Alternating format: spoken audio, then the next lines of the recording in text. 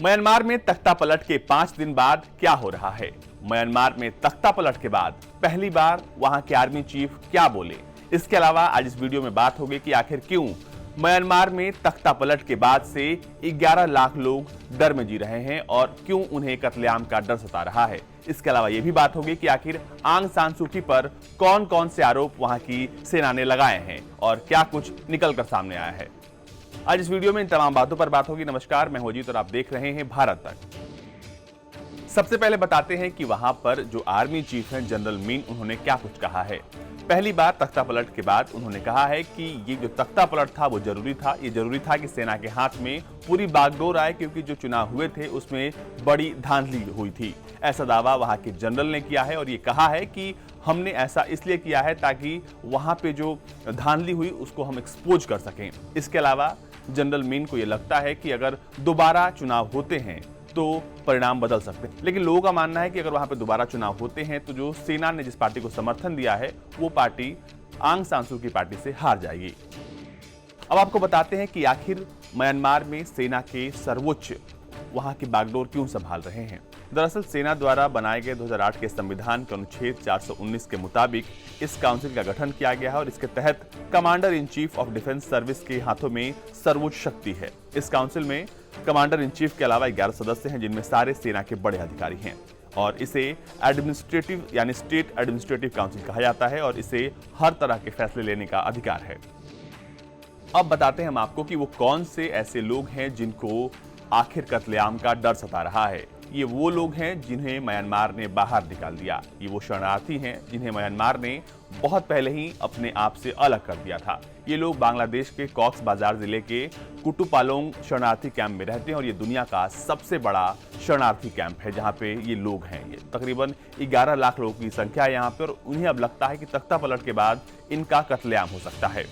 वैसे तो रोहिंग्या मुसलमान म्यांमार की लौटने की तो वैसे सोच भी नहीं रहे हैं, लेकिन उन्हें इस बात का डर है कि म्यांमार में जब लोकतंत्र आया तब भी उन्हें इंसाफ नहीं मिला, लेकिन अब जब सैन्य शासन है तो इनका कत्लेआम हो सकता है। बांग्लादेश ने अपनी सीमा पर म्यांमार में तख्तापलट के बाद सुरक्षा बढ़ा दी है और उनको डर है कि म्यांमार से जो कुछ रोहिंग्या बचे हैं वहां पे वो सेना के डर से भाग आएंगे। बांग्लादेश के विदेश मंत्री AK अब्दुल मेनन ने कहा है कि हालांकि ऐसा होने की संभावना कम है, लेकिन कुछ पश्चिमी देशों को यह आशंका है कि रखाइन प्रांत में बचे रोहिंग्या डर के मारे यहां भाग कर आ सकते हैं। इससे पहले साल 1978 और 1992 में रोहिंग्या मुसलमानों को उनका देश छोड़ना पड़ा था और बड़े पैमाने पर उस दौरान में कत्लेआम हुआ था। अब आपको बताते हैं कि आखिर आंग सान सू पर किन किन तरह के आरोप लगे हैं और सेना ने उन पर कौन कौन से आरोप लगाए हैं। पुलिस ने अपनी जांच में क्या कुछ पाया है।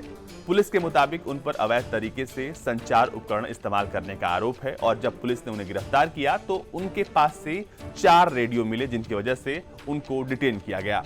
पुलिस ने कोर्ट से आंग सान सू को 15 फरवरी तक की कस्टडी में देने की मांग की है और कहा जा रहा है कि यह कदम आंग सान सू की गिरफ्तारी को कानूनी रूप से सही दिखाने की कोशिश भर है।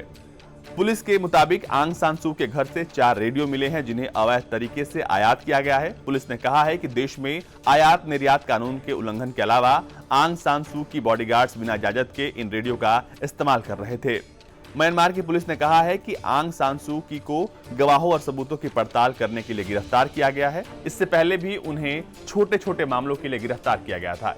एक बार उनके घर के पास एक अमेरिकी नागरिक मौजूद लेक में नहा रहा था, इस वजह से भी आंग सान सू की को गिरफ्तार कर दिया गया था। ऐसा कहा जाता है कि सेना आंग सान सू से बहुत डरती है, उनकी लोकप्रियता से डरती है, क्योंकि उन्हें पता है कि जिस तरीके का समर्थन उन्हें प्राप्त है और उनके पिताजी का जो नाम है म्यांमार में, उससे सैन्य शासन को कहीं ना कहीं चोट पहुंच सकती है और जो सत्ता उनके हाथ में है वो छिन भी सकती है।